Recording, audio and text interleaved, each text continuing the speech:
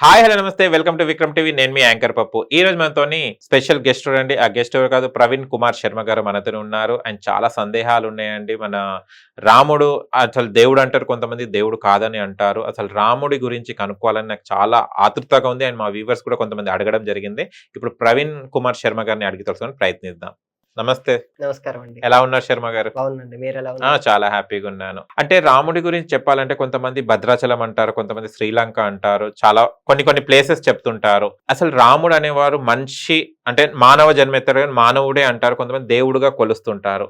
అసలు రాముడు అనేవారు దేవుడా లేకుంటే మానవుడా? అసలు ఏంటి ఈ చరిత్ర ఏంటిది కొంచెం చెప్తారు? భగవంతుడే మానవుడిగా అవతరించి సంపూర్ణ ధర్మాన్ని పాటించి చూపించిన వ్యక్తి అనే పదం మాట్లాడాలి. ఎందుకంటే రాముడే చివరి సందర్భంలో యుద్ధం అయిపోయాక అందరూ వచ్చి ఆయన్ని పొగుడుతూ ఉంటే, నేను కేవలం మనుష్యుణ్ణి, ఆత్మానం మానుషం మన్యే రామం దశరథాత్మజం, నేను కేవలం మనిషిని. మా నాన్నగారి పేరు దశరథుడు అని చెప్పుకుంటారు. ఆయన కేవలం మనిషి అని స్వయంగా రాముడే రామాయణంలో చెప్పుకున్నారు. కానీ ఒక రావణాసురుణ్ణి సంహరించటానికి కేవలం మనిషికి మాత్రమే వరం ఉంది కాబట్టి భగవంతుడే మానవుడిగా అవతరించవలసిన సందర్భం అది. కాబట్టి అలా భగవంతుడే మానవుడిగా అవతరించి రావణాసురుణ్ణి సంహరించి అనేక మంది మహర్షులకు ముక్తిని ప్రసాదించారు. ఓకే, ఇప్పుడు శ్రీలంక అనేది రాముడి ప్లేసే కదండి? రావణాసురుడిది కూడా కాదు. ఓకే, అది కుబేరుడిది. ఈ రావణాసురుడు ఆక్రమించాడు. ఓకే, అంటే ఇప్పుడు శ్రీలంక, ఇప్పుడు రాముడు అనేది భద్రాచలం, ఇప్పుడు మన తెలంగాణలో చూస్తే భద్రాచలంలో రాముడు వాళ్ళు ఉన్నారు అది అని చెప్తుంటారు కదా. అసలు ఏది నమ్మాలండి? అసలు ఏది రాముడు గారు తిరిగి ఆడిన ఏది అసలు రియల్ ప్లేస్ ఏది రాముల వారిది? రాముడు జన్మించింది అయోధ్య, సరయూ నదీ తీరంలో అయోధ్యలో జన్మించారు. రాముడు ఈ సమస్త దేశం మొత్తం నడయాడారు.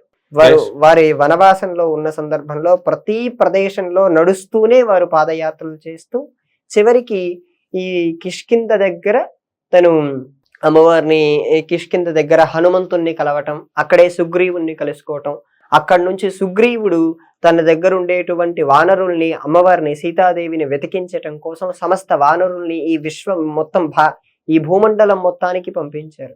ఆ వానరులు మొత్తం వెళ్ళి వచ్చి తర్వాత హనుమంతుడు వారి బృందం వెళ్ళినప్పుడు వారు ఒక చోట ఆగినప్పుడు అక్కడి నుంచి వారు కనుక్కొని హనుమంతుడు శ్రీలంకకు వెళ్ళి శ్రీలంకలో ఆ లంకలో సీతాదేవిని దర్శించి వచ్చిన తర్వాత వీరికి చెబితే సుగ్రీవుడికి, సుగ్రీవుని తర్వాత శ్రీరాముడికి చెబితే తర్వాత వీరు దండ ఎత్తి లంక పైన వెళ్ళి అక్కడ రావణాసురుణ్ణి, కుంభకర్ణుణ్ణి వీళ్ళందరినీ సంహరించిన తర్వాత సీతాదేవిని తీసుకొని రావడం జరిగిందండి.